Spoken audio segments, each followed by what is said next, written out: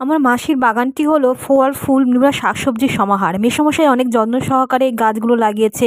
হেন কোনো সবজি নেই এখানে হয় না, মূলো থেকে শুরু করে বরবটি, পালং শাক, বিনস কড়াইশুঁটি, টোপা টোপা কুলেও ভর্তি হয়ে গেছে গাছটা। আর কি যত্ন সহকারে যে সন্তানের মতো এই এটা লালন লঙ্কাটা পালন করেছে। খুব ঝাল, কোথাও কোথাও একে ধানি লঙ্কা বলে, বিভিন্ন নামে আছে। এই লঙ্কা গাছ যদি কোনো পরিবারে 5 জনের ফ্যামিলির পরিবারে দুটো থাকে তাহলে কিন্তু সারা বছর লঙ্কা কিনতে হবে না।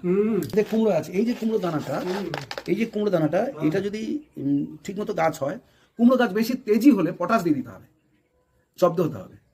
বেশি তেজ হয়ে গেলে ফল হবে না, শুধু পাতা কিছুই হবে না, ওদের একটু পটাশ দিয়ে দিতে হবে, দিলে জব্দ থাকবে, তবে কুমড়ো হবে।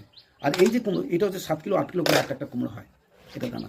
এই যে ঢেঁড়স দানাগুলো পাকিয়ে রেখেছি, হ্যাঁ, এই ঢেঁড়স দানাগুলো একটা গাছ, তার থেকে ডাল বার হবে, ডাল থেকে ডাল বার হবে, শাখা প্রশাখা করে প্রচুর হবে। প্রচুর হবে। আমি গতবারে তিনটে দিলে 2টো গাছে 19 কিলো ঢেঁড়স তুলেছি।